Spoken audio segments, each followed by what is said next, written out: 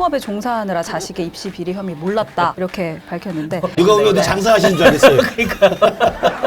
아니 그렇게 트위터지라고 SNS 하는데 그게 생업입니까? 아 이놈의 머리만 쓸어오지 말고 좀 가슴을 쓸어내리면서 가슴에 손을 대고 반성하는 날이 오기를. 이제 조국 전 장관에 대한 이야기를 좀 해보겠습니다. 지난 17일에 이제 항소심 재판이 시작이 됐는데 뭐 정경심 교수 유죄 확정 이후에 송구스럽다 이렇게 말을 했지만 공판에 가서는 이제 혐의를 전면 부인했다고 하죠. 생업에 종사하느라 자식의 입시 비리 혐의 몰랐다 이렇게 밝혔는데 굉장한 서민이신 것 같아요. 생업에 종사하시는 누가 보면 장사하시는 줄 알겠어요. 조국 전 장관 어떻게 보고 계십니까? 조국 전 장관은 저도 개인적으로 이제 좀 아는 분인데 참 그분의 인생이 이렇게 결론 나면 안 될 것 같은데 늦기 전에라도 좀 본인의 어떤 삶을 다시 좀 되돌아보고 삶의 태도를 좀 바꿀 필요가 있다고 진짜 진심 어린 고언을 드리고 싶어요. 지금까지는 정말 잘 나갔잖아요. 진짜 그야말로 속칭 세속적인 언어로 잘 나갔지만 어쨌든 결과적으로 이렇게 됐으면 아까도 제가 말씀드렸잖아요. 쿨하게 사과하고 진정성 있는 잘못을 반성하는 모습을 보이면 다시 살 길이 있다고 생각합니다. 그러나 조국 전 장관은 그런 기회가 여러 번 있었음에도 불구하고 지금까지 계속 자신은 거의 뭐 십자가를 진 예수의 심정으로 잘못한 게 없는데 적들에 의해서 탄압받고 있다는 이 이미지를 계속 고수하고 있고 일부 거기에 동조하는 조국 사수대 분들의 열광적인 관심과 이 지지에 힘입어서 거기에 도취되어 있는 거 아니겠습니까? 저는 이제 결국은 지금 이제 마지막에 와서는 자기 자녀의 문제, 조민 씨가 기소가 되느냐 마느냐에 지금 상황이 와 있잖아요. 그러다 보니까 아마 아버지로서 이 부분을 어떻게 해야 될지에 대한 고민도 있었을 거라고 봅니다. 그래서 일부 언론에서는 혐의를 인정할지도 모르겠다. 글쎄 말이에요. 혐의를 인정하면 시인하게 되니까 반성의 기미가 있어서 검찰이 그렇다면 조민도 최근에 소송을 취하했으니까 기소를 안 할게. 엄마도 아빠도 다 잘못 인정했으면 애는 봐주자. 그런 식으로 할 수 있거든요. 그럴 줄 알았는데 그것도 우리가 그냥 보통 상식의 수준에서 생각한 것이지 이분은 그 상식도 안 통하는 거예요. 이분은 내로남불 그 자체예요. 전혀 아닙니다. 또 들어가서는 내가 생업에 바빠서 전혀 몰랐습니다. 아니 그렇게 트위터지라고 SNS 하는데 그게 생업입니까? 그게 생업이에요. 그게 생업이신가 봐요. 그게 생업인가? 예, 그렇다면 말 말이 없습니다만. 그래서 전혀 반성하지 않는 이 자세, 자기 천금 같은 딸의 기소 여부가 눈앞에 있는데도 불구하고 반성하지 않는 이 조국 전 장관 정말 전 이해하기 힘든 캐릭터입니다. 이분 변호인이 수신제가를 못한 죄에 대한 사회적 도의적 책임을 진다. 그러면 이게 뭐냐면 수신제가 못했다는 것은 자기 부인 딸이 잘못했는데 내가 바로잡지 몰랐다. 못했다 이거 아니에요. 아니 그러면 이거 모든 죄는 자신의 부인과 딸에 있고 나한테는 없다. 말이 안 되는 게요. 이게 법원에서 이미 당신 공범이야라고 인정을 1심에서 했고 그다음에 저기 그 아들 있죠. 아들 그것도 아니, 최강욱 의원한테 부탁해서 한 거잖아요. 자신이 한 거예요. 몰랐대요. 이게 말이 됩니까 이게? 저는 진짜 조국 전 장관이 그 머리만 쓸어 올리지 말고 이거요? 제발 이놈의 머리만 쓸어 올리지 말고 좀 가슴을 쓸어내리면서 가슴에 손을 대고 반성하는 날이 오기를 진심으로 제가 그래도 알고 지내던 사람인데 그러니까 저도 진심으로 참 바랍니다. 좀 안타까워요. 정말. 그리고 이제 조 전 장관 내년 총선 때 반면그룹을 형성할 거다 뭐 이런 보도에 대해서 소설이다 이렇게 일축을 했는데 교수님께서도 소설이 맞다 이런 이야기 하셨잖아요. 어쨌든 좀 같은 의미로 받아들이면 되는 건가요? 아니면 반면그룹의 구심점이 될 만한 깜이 아니에요. 그렇잖아요. 이렇게 내로남불의 대명사가 돼 있고 자기 자녀의 운명에 임박했음에도 불구하고 자기 자신의 정치적 그런 계산만 하는 사람이 무슨 그룹을 이끌고 정치를 결심할 수 있겠습니까? 이제 호사가들이 뭐 양산에 가서 무슨 회를 먹고 술을 먹고 뭐 길 없는 길을 가겠다고 길 없는 길을 가긴 게 아니라 길 아닌 길만 계속 왔죠 지금까지. 그런 분인데 이게 뭐 총선에 가면 정당을 만들어서 할 거다 그러는데요. 일부 친명계 중에서도 굉장히 좀 극단적인 친명계, 좀 강경한 그룹에서는 이른바 이제 문재인 정부랑 척을 짓고 뭐 좀 어떻게 이재명 대표랑 척을 져가지고 어떻게 좀 뭘 만들지 않겠느냐라는 예상을 하는데 제가 볼 때는 뭐 반면 그룹의 구심 역할을 한다는 것은 이분을 좀 너무 과대평가한 거고요. 두 번째로는 반면 그룹 하려면은 문재인 대통령하고 이낙연 대표를 엮었다는 거 아닙니까? 근데 문재인 대통령도 이분이 법무장관 사퇴할 때 가만히 있었잖아요. 네. 그다음에 이낙연 대표도 추미애 장관 나갈 때 나가라고 했다는 거 아닙니까? 네. 추미애 장관의 주장에 의하면. 그죠. 그렇기 때문에 이미 추미애 그다음에 조국 전 장관 같은 경우는 문재인 대통령에 대한 일종의 섭섭함에 내심이 있을 거예요. 그다음에 이낙연 대표에 대해서는 굉장히 또 반감도 있을 거고 네. 그렇기 때문에 그런 저간의 민주당 사정을 보면 반면 그룹을 이끌 거라는 생각은 일단 정치 백그라운드를 잘 모르고 그다음에 이분이 그런 정도의 역할을 구심적으로 할 수 있는 배짱이나 깜이나 정치적 묵기가 안 된다는 점에서 소설이란 점 맞습니다. 아, 근데 네. 이 조 전 장관이 그럼에도 불구하고 호남에 광주에 출마할 거다, 뭐 관악에 출마할 거다, 네네. 또 양산에 출마할 예. 거다, 온갖 얘기가 나오는데 정말 이분이 출마를 할까요? 그러니까 민주당에서 출마할 리는 만무하잖아요. 네. 민주당 이름으로 민주당에서 이분한테 무슨 공천을 줄 수는 없을 것 같고. 그럼 마이너스가 될 테니까. 그렇죠. 당연하죠. 그건 전문적으로 그렇게 할 수가 없는 네. 거니까. 그렇다면 할 수 있는 건 무소속으로 자기가 단기 필마를 하거나 네. 아니면 뭐 민주당이 아닌 또 다른 정당. 당을 만들어서? 지난번처럼 열린 민주당인가요? 있었지 그렇죠. 않습니까? 예. 그 유명한 최강욱 이분 네, 있었던 네. 그 김의겸 이런 네. 분이 있었던 열린 민주당 같은 강성그룹의 또 다른 어떤 위성 정당을 만들어서 할 거라는 생각이 드는데 둘 다 안 되는 게 무소속 출마는 제가 볼 때 이 사람은 머리에 올리고 대접받고 관심 받는 걸 좋아하시는 분이지 곤경을 헤쳐나가고 역경을 뚫고 나가고 자기가 결심해서 시간과 노력과 네. 이렇게 품을 팔아서 할 사람이 전혀 아니에요. 네. 그래서 그럴 감이 안 되고요. 땀이 안 예. 된다. 두 번째로는 정당을 만들어야 되잖아요. 네. 위성 정당을 만들려면 이것도 굉장히 많은 노력이 필요합니다. 그렇죠. 지금 금태섭 의원, 뭐 양양자 의원 신당 만든다고 합니다. 하면 굉장히 힘들어요. 네, 힘들죠. 보통 일이 아니에요. 보통 문제가 아니에요. 이 양반은 폼생폼사인데 언제 또 그 정당 만든다고 또 하겠어요. 누가 다 만들어서 자 했으니까 이름만 올려주세요. 그러면 그럼 할게요. 이렇게는 할 거예요. 그러니까 제가 얼굴마담. 그런 깜이 안 돼요. 땀이 안 된다. 정치에서 그렇군요. 그냥 깜이 안 된다고 생각하시면 돼요. 네. 그리고 말씀 중에 이재명 대표, 이낙연 전 대표 이야기가 나와서 말인데 명락회동이 한 번 불발되지 않았습니까? 예. 그리고 다시 잡힌 일정이 어제였는데 또 불발됐죠. 네, 연기가 네. 됐습니다. 아무래도 수혜 상황을 고려한 거다 이렇게 좀 볼 수가 있을 것 같은데 그 의상에 좀 의미가 있다고 보십니까? 그분 두 분 뭐 수해 복구하러 가셨나요? 그러니까 장화 신고 어디 가서 뭐 사물 뜻이나 아니 저도 수해 상황에 원외 당협위원장입니다만 약속은 다 이행을 합니다. 그렇죠. 일정 다 소화하고 그럼요. 그리고 한 시간 정치권장 만났는데 찍고 뭐. 네. 사람 만나서 식사하고 다 네. 하죠. 예. 저는 좀 만나기 싫은 거라는 표현밖에 안 돼요. 아니 한 번 연기야 그럴 수 있다고 네. 쳐요. 두 번이나. 네, 그리고 그때는 좀 수혜가 심각했기 때문에 네. 두 번 또 연기한다는 것은 네. 모든 일상은 또 열심히 우리 국민들 아침에 출근하고 회사 가서 일하고 생업에 종사하면서 합니다. 예. 사람 만나고. 네. 근데 이 두 분 만나는 게 뭐 그렇게 어렵다고 뭐 수혜 핑계로 두 번이나 연기를 합니까? 네. 제가 볼 때는 만나서 할 이야기가 없거나 아니면 한쪽에서는 만날 때 이런 이야기를 하자고 물밑에서 계속 요구를 하거나 한쪽에서 그런 이야기를 하면 만나기 싫다든가 뭐 이런 식의 좀 물밑 삿바싸움이 아닐까 네. 싶어요. 그러니까 두 사람이 손잡고 화합하고 어깨동무할 일은 없다. 저는 화합의 그래서 꿈은 실현할 수 없다. 그 혁신위원장께서도 네. 그 법학을 하셔서 그런지 모르겠습니다만 네. 깨복장이 친구처럼 어깨동무하기 쉽지 두 않습니다. 사람이 몰라요. 깨복쟁이 어깨동무보다 드잡이라는 뭘까? 맞습니다. 깨복장이 어깨동무가 아니라 깨복장이 그 갯벌에 가서 진짜 작실 한번 싸우는 거면 뭘까? 어깨동무 쉽지 않습니다. 그리고 이미 이렇게 두 번이나 무산되면요. 이미 사람들 네. 관심사에서 벌어지고 그리고 솔직히 두 사람이 잘 되는지 안 되는지 별로 뭐 관심도 관심도 별로 별로 없어요. 사람들이 이제는. 그렇습니다. 처음에는 혹시나 하고 봤는데 역시나구만 뭐 대전 아니면 뭐 끝이지 뭐 이렇게 되는 거죠. 아니 막말로 어제 엊그제 기사 보니까 이낙연 대표가 어디 결혼식장에 가갖고 무슨 봉변을 당했다는 거 아니에요?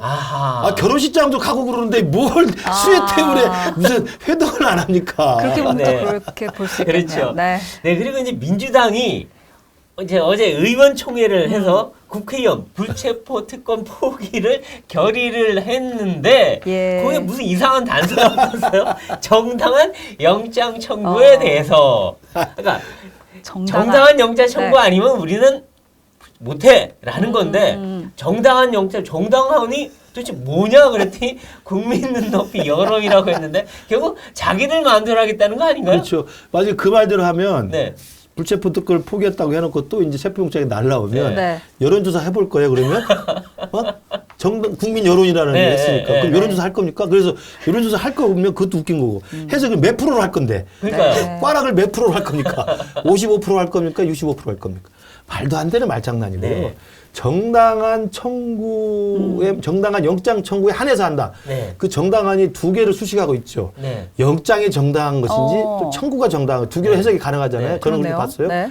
정당한 영장인지는 민주당이 국회의원들이 판단하는 게 아니죠. 네. 법원이 하는 겁니다. 네. 판사님이 하는 거예요. 네, 그래서 영장 그렇죠. 심사하는 그래서 거예요. 영장 가지고 이게 정당한지 해주세요. 해주세요. 가지는 거예요. 그래서 네. 기각을 하는 건 정당하지 않은 네. 거고 정당하면 이게 발부를 해주는 거잖아요. 그렇죠. 그건 정당한 영장인지는 판사님이 하는 건데 왜 지들이 합니까? 그러니까요. 그다음에 정당한 청구. 네. 청구는 이제 검찰이 하는 거죠. 네. 그럼 이게 검찰청법하고 형사소송법상으로 법적 절차가 정당하면 하는 거예요. 네. 지금까지 정당하게 왔지 무슨 불법적으로 영장 청구합니까? 네. 말도 안 되는 이야기고요. 더 웃긴 것은 네. 이게 정치적 의식행위잖아요. 네. 모여가지고 우리는 진짜 불체포 특권 내려놓겠습니까라고 결의를 하는 건데 네. 이 결의를 해도 이거 헌법상 권한이기 때문에 네. 지금 뭐 쌍방울 대북 특검 때문에 뭐가 좀 불거져 나와서 8월 달에 만약에 이재명 대표에 대해서 네. 제3자 뇌물로 또다시 구속영장이 청구됐다 칩시다. 네. 그럼 회기 중이면 또 체포동에 날라오게 돼 있어요. 네. 날라오게 돼 있습니다. 네. 돈 봉투 받은 사람 날라오게 네. 돼 있습니다. 예. 그러면 어떻게 합니까? 다 무기명 투표예요. 네. 여기서 선언해도 무기명 투표할 때 눈 질끈 갖고 쪽팔려도 자기가 부결하면 되는 거예요. 네. 근데 왜 이걸 선언을 안 합니까? 그러니까요. 제가 볼 때 이해가 되죠. 서약서도 안 냈어요. 서약서도 안 내고. 그러니까 뒤가 너무 구린 게 많은 건지, 그러니까요. 죄가 너무 많은 건지. 그러니까요. 그리고 이미 그렇게 해도 자기들 보호를 못 하는 게 네. 이미 민주당에서 31명은 연대서명 해가지고 각서 쓰고 포기하겠다고 했잖아요. 네. 그럼 우리 국민의힘 전원하고 정의당 전원하고 무소속 그거 몇 과반이에요, 명하고 과반이에요. 이미 과반 넘어가요. 네, 네. 이제는 영장 오면요. 이 몇몇 분들 눈에 쌍심 지키고 반대하신 분들 영장이 와도요. 네. 다 통과가 되게 돼 있어요. 네. 그러니까 이후에 남지도 않은 짓을 하는지 모르겠어요. 정말 이해가 되지 이분들이 않는. 이상한데 사실 이분들 논리대로 하면 그러면 이재명, 노웅래, 윤관석, 이성만 그때 다 부결시켰잖아요. 그러면 부당한 영장 청구했다고 청구했다는 보는 얘기는 거죠. 예. 지금 그 사람들 부당한 영장 청구라고 다 보는 부당한 거죠. 영장. 그럼 다음번에 또 부당한 영장 그렇죠. 청구예요. 그러니까 아마 그런 비슷한 범죄 혐의를 지은 사람은 본인만 알 거 아닙니까? 그러니까요. 그런 사람들이 아마 그렇게 극구 나서서 반대했을 거예요. 네. 그러니까 근데 이분들은 왜 그러니까 전번에도 뭐라 그랬냐면 부결 당론을 정하지 않겠다. 언제 부결 당론 정하고 했나요? 그러니까 이게 말장난의 꼼수에 끝이 없어요. 그냥 정당하게 딱 우리 안 하겠다. 딱 그럼요. 그러면 되잖아요. 아니, 그걸 안 해. 막말로 안 하겠다는 거 자기 무기명 투표 가서 하면 된다니까. 네. 왜 안 하냐고. 그러니까 자신이 없는 거예요. 자신 그러니까 네. 자기들이 꼼수인지 알면서도 끊임없이 꼼수 맞습니다. 쓰는데 네. 국민들이 볼 땐 야, 저 사람들 참 해도 너무한다. 그 불체포 특권이라는 게 헌법상 권한이라고 뭐 이야기하고 뭐 대통령은 네. 그 저 소추를 면할 수 있는 권한이 있듯이 우리 국회의원도 있어야 된다 이야기를 하는데 그건 옛날 몇백 년 전에 영국이 민주주의 처음 만들 때 네. 국왕들이 막 함부로 잡아가고 그러니까 그러니까요. 그거 막으려고 해놓은 민주주의 그러니까요. 전통입니다. 우리 군부 독재 시대 때 그렇죠. 그냥 잡아가니까 군부 독재 그거 시대를 잡아갔으니까. 그러니까. 오래된 민주주의 역사 속에서 훈장처럼 남아있는 화석화된 조항이에요. 네. 그걸 뭐 헌법상 권한이라고 자기가 포기 안 된다고 이야기합니까? 구차해도 정말 구차하고. 그리고 이거는 어떤 정치적인 공안 사안 이런 거면 이해가 가요. 근데 다 뇌물, 봉투, 돈 다 이거 그냥 개인 비리잖아요.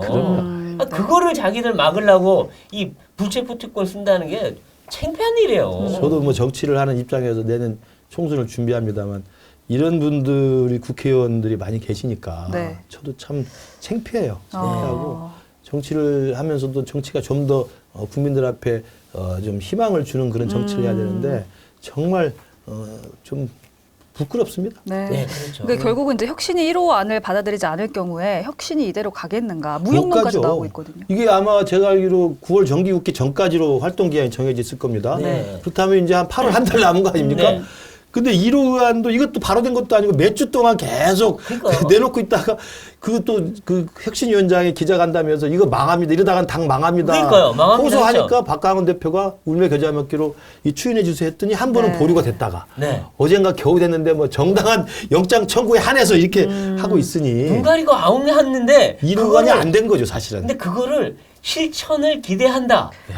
야, 이거 결국 그냥 눈 감고 가겠다는 거 아니에요. 그러니까 혁신 1호안도 제대로 안 되는데 2호, 3호가 되겠습니까? 이게? 저는 명락대전 앞두고 명락회동도 안 되는 상황이고 그러면 저는 혁신위를 바라보는데 친명계는 전혀 다른 혁신위 활동을 기대해요. 네. 그러니까 뭐 권리당원의 권리를 강화한다든지 네. 그다음에 뭐 같은 동일 지역 3선 제한한다든지 그래서 친명으로 물갈이 할 수 있도록 공천 룰을 바꿔달라는데 혁신위가 좀 해달라는 거예요.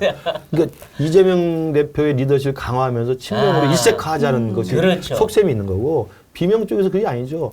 친명계가 지금 안고 있는 사법 리스크. 네. 사실은 이재명 대표 사법 리스크나 송영길 전 대표도 사실은 다 범친명계잖아요. 네. 네. 그분들의 사법 리스크를 어떻게든 당이 정리를 해서 분리하자는 게 그렇죠. 혁신위가 해달라는 거예요. 근데 전혀 혁신위에 대한 그 생각과 기대가 다릅니다. 맞아요. 그러니까 혁신위가 할 게 뭐가 있습니까? 어정쩡한 아무것도 할 게 없죠. 네. 이낙연 대표 보고 개파 살리려 이 말 했더니 이쪽에서 난리가 나고 네. 여기서 또 그래서 국민 눈높이에 어째 맞추려고 불체포동의안 포기하자고 했더니 또 친명계에서 난리가 나고 그렇죠. 혁신위에서 뭐 할 수 있는 게 없습니다. 제가 볼 때 네. 개점이요. 아. 그걸로 끝난 거예요. 네. 네. 그리고 이왕 이제 이재명 대표 얘기가 나왔는데 네. 어제 아주 재밌는 얘기들이 많이 나왔어요. 일단 백현동 재판에서 개발업체 대표가 로비스트한테 준 돈 절반은 예, 이재명 대표 이재명과 정진상한테 가는 걸로 알았다. 네. 라고 했어요. 야, 이건 백현동의 개발에 특혜 준 거는 그 대가였다. 그렇죠. 이렇게 되는 거 아닌가요? 그동안 우리가 쭉 예상했던 그렇죠. 건데 이제 그게 진술이 나오는 건데요. 물론 그걸 가지고 또 이제 이재명 대표는 부인할 것이고 네, 당연히 정진상도 부인할 거겠죠. 그러나 지금 그 사건이 조금씩 나올 뿐만 아니라 제가 주목해 보는 건 이제 쌍방울 대납 사건이 그렇죠. 그것도 지금 나오고. 이화영 부지사가 길목을 딱 틀어지고 자기가 맡고 있었는데 네. 이화영 부지사가 이제 심경의 변화를 가져와서 다 사실대로 진술하고 있다는 거 그렇죠. 아니겠습니까? 예. 대북 송금 뭐 보고했고 그거는 다 전달했고 보고했다. 네. 그런 사실은 이제 이재명 대표는 자기를 지켜줄 지금 방패막이가 없어진 거죠. 그렇죠. 저는 그래서 그 백현동 사건뿐만 아니라 쌍방울 대북 송금 의혹도 네. 이게 검찰이 수사를 진행을 하고 그다음에 그것들을 입증할 만한 정황 증거를 모아서 한다면 진짜 제 그냥 속전속결 한다면 네. 아까 말씀하신 막말로 8월 달에 이재명 대표에 대한 체포동의안 날아갈 수 있습니다. 그래서 아마 기일수가 일지도 몰라요. 아, 그렇죠. 그렇잖아요. 맞아요. 그러면 또 이건 뭐 검찰의 뭐 야당 탈압이다 이러면서 또 불체포 특권 뒤에 숨겠죠. 그러니까 그러나 이게 숨을 게 한두 개가 아니어서 이재명 대표가 방북을 하기 위한 대가를 쌍방울이 대납해 준 지불했다. 거죠. 그럼요. 그거를 보고까지 받았다면요. 사실 북한에 돈 건네면요. 범죄. 범죄죠. 그리고 안 돼요. 그리고 대가를 누구한테 해도 그것도 또 범죄예요. 제3자 뇌물이죠. 네. 그러니까 다 범죄예요. 그럼요. 지금. 그냥 아까 그 당시에 경기도지사였던 이재명 대표는 당시 대권 주자로서 다시 재도전하는 입장이었기 네. 때문에 이 남북 관계에 대한 이미지를 만들 필요가 있었어요. 그렇죠. 굉장히 절박한 거잖아요. 네. 근데 당시 문재인 정부에서는 그 남북 관계 좋을 때 평양에 갈 때 이재명만 빼놓고 갔습니다. 빼놨어요. 빼놓고 갑니다. 경기도지사인데. 그때 사이가 안 좋았어요. 안 좋았죠. 네. 빼놓고 갔습니다. 그러니까 자기 스스로라도 빨리 이게 뭔가를 하려고 대북 그랬죠. 이미지를 만들어야 됐기 네. 때문에 이화영 부지사를 평화부지사라고 딱 직함을 줘서 그렇죠. 평화부지사 뭡니까? 행정부지사가 아니에요. 대북사발하는 거예요. 대북사발하는 근데 거죠. 이분은 이미 그 전부터 쌍방울 김성태한테 법인카드 받아가지고 수억씩 썼던 사람이고 그렇죠. 사회이사 했던 사람이고 그리고 이화영 평화부지사가 오고 안부수라는 아태협회장을 이제 경기도의 그렇죠. 협력단체로 지정을 해서 스마트팜 사업을 네. 이제 멋있게 시작을 한 겁니다. 네. 근데 스마트팜 사업을 하면서 경기도가 예산을 만들어 놨지만 북에다 못 갖다 줘요. 그렇죠. 왜? 못 가져요. 대북제재 걸려서 못 갖다 줍니다. 그럼요. 그거 하면 현금 줄 수가 없어요. 맞아요. 그러니까 우회적으로 김성태가 그렇죠. 500만 달러를 먼저 준 거예요. 네. 이것도 제가 볼 때 엄청난 불법이고. 네. 그리고 나서 스마트팜을 왜 하려고 했겠어요. 그 스마트팜 한다는 그걸로 생색을 내고 이재명 대표가 단독 방북을 하려고 했단 말이에요. 그렇죠. 그래서 박원순 시장처럼 문 대통령이랑 같이 가지 않고 단독으로 가서 내가 가서 독자적인 김정은 만나서 만나고 이렇게 하겠다. 하려고 거죠. 네. 그러니까 절박한 거예요. 절실한 거고. 그래서 하려고 했는데 북에서 야 그거 좀 이걸 줘야 된다. 그렇지. 북한은 만나려면 돈 줘야 돼요. 네. 저도 가려면 그래도 몇백 달러 가져가야 돼요. 근데 그걸 달라고 하니까 줄 수가 없잖아요. 네. 그걸 김성태 회장이 우회해서 준 겁니다. 그걸 이제 이화영 지사가 다 알고 있었기 때문에 예. 지금 실토하기 시작한 그러니까 거죠. 버티고 버티다가 그럼요. 도저히 버틸 수가 네. 없으니까 왜냐면 주변의 진술이 일관되고 그럼요. 아니면 자기가 다 독박 쓰게 돼 있어요. 그러니까 이제 불기 시작하는데 이거 하나가 끝이 아닐 것 같아요. 계속 나올 거라고 봅니다. 네, 그러니까요. 그러니까 그리고 이렇게 되니까 이화영이란 분이 어떤 분입니까? 이해찬 전 대표의 맞습니다. 핵심 측근 아닙니까? 예. 결국 이화영, 방북, 북한 이거를 그 고리로 해서 이해찬이란 당의 최고 실세를 이재명이 잡았다. 그럼요. 이런 얘기가 나오는 거죠 그럼요. 지금. 그러니까 이화영 평화부지사를 데리고 온 것은 대북 사업을 하라는 의미 플러스 쌍방울과의 협력을 염두에 두었지만 더 본질적으로는 이화영 뒤에 있는 이해찬. 이해찬 대표의 세력을 데려와서 이낙연과의 경선에서 유리한 고지를 점하겠다. 네. 이 계산이었던 거죠. 예. 그게 성공해서 결국 그렇죠. 가장 비주류였던 그렇죠. 이재명이 대선 당의 후보가 되는 주류로 올라설 수 있는. 그리고 지금 당대표까지 하고 있지 않습니까? 네. 그렇죠. 네. 이게 다 이해찬이란 그렇죠. 후광이 있는 거죠. 그렇습니다. 후광이. 그래서 사실 문재인의 후광도 이해찬이었어요. 그렇습니다. 이해찬 대표는 그래서 지금 막 돌아다니면서 굉장히 강경한 발언들 쏟아내고 있지 않습니까? 네. 왜냐하면 이재명 대표를 지켜야 되니까. 야. 이재명이 무너지면 이해찬도 같이 무너지죠. 무너지니까. 아. 그렇죠. 그런 게 있고 그리고 지금 이게 아까 이제 쌍방울 있죠.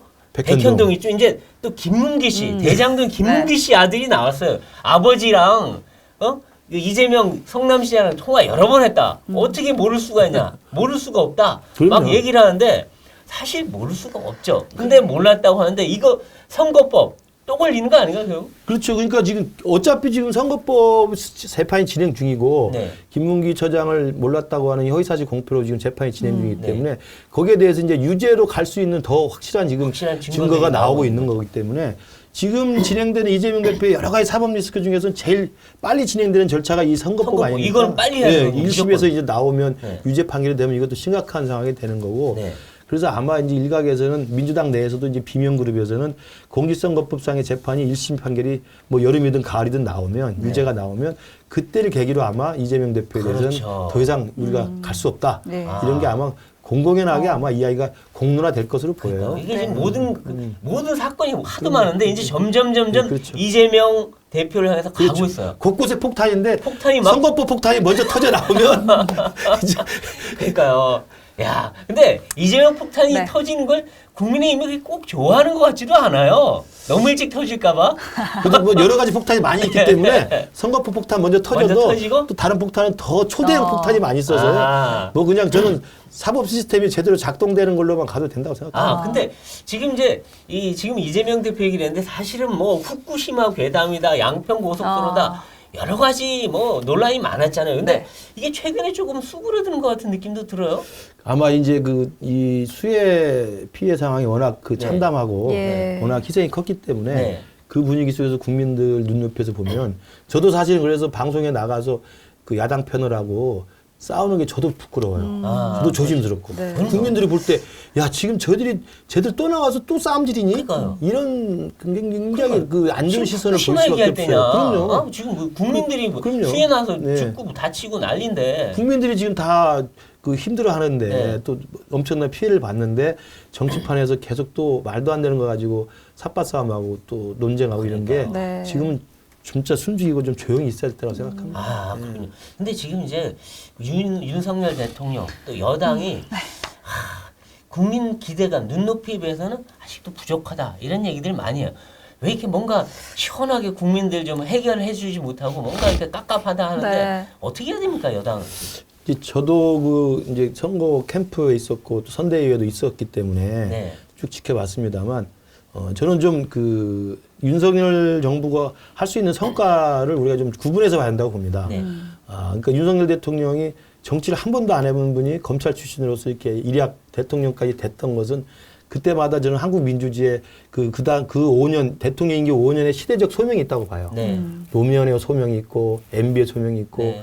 박근혜는 잘 모르겠습니다. 네. 그리고 그 전에 그 DJ의 소명이 있고 IS의 소명이 있고 다 있습니다. 네. 그게 민주주의를 발전시켜왔던 저는 자랑스러운 업적이라고 보는데 왜 그런 윤석열 대통령을 선택했을까? 그 5년은 저는 많이 욕심을 내면 안 되고 법치주의의 저는 확립이라고 생각을 해요. 그러니까 87년 민주화 이후에 대한민국이 잘 아시겠지만 알게 모르게 은연중에 암묵적으로 이 불법 또는 탈법, 비법 행위가 곳곳에서 다 독버섯처럼 많이 만연해 있죠. 있었습니다. 맞아요. 근데 그냥 다 서로 좋은 게 좋은 거야 그냥 다 놔뒀어요. 네. 그게 뭐 태양광뿐만 아니라 뭐 이번에 나온 뭐 보조금 네. 그다음에 뭐 이번에 뭐 저 킬러 문항도 그렇습니다만 엄청나게 곳곳에 있습니다. 그다음에 검토, 노조, 네. 건폭 노조 곳곳에 연구비까지 그렇잖아요. 저도 뭐 그렇죠. 교수니까 압니다. 네. 그냥 그래 그런 거야. 다 좋은 적폐들이 거야. 쌓여 있어요. 그걸 근데 그동안 민주주의 이후에는 민주당이 굉장히 개방돼 있고 그다음에 유연하고 사람들이 인권과 주장에 굉장히 좀 다 이게 귀를 열어놓고 있기 때문에 막 야, 다 군기 잡어, 다 혼내줘. 이게 잘 안 되는 분위기였어요. 예. 30년 동안. 네. 그래서 그게 쌓이다 보니까 대한민국이 여기서 이제 한 번 더 선진국으로 도약을 하기 위해서는 그런 불법과 탈법의 독버섯들을 한번 정리해 줄 필요가 있다고. 그렇죠. 그게 뭐 민노총이든 뭐든 뭐 다 포함해서. 네네. 저는 우파 좌파 다 할 것 없이. 네. 그걸 저는 하라고 윤석열 대통령을 아하. 저는 5년의 임기 동안 선택해 준 거라고 네. 봅니다. 그래서 예, 저는 예. 그것만 저는 대통령이 잘하시면 된다. 그것만. 네. 정치는 제가 내년에 총선에 들어가서 우리 당이 일당이 돼서 예. 여당이 좀 대통령과 협력해서 잘 중심을 잡고 네. 협치를 하면 될 거라고 생각해요. 그렇군요.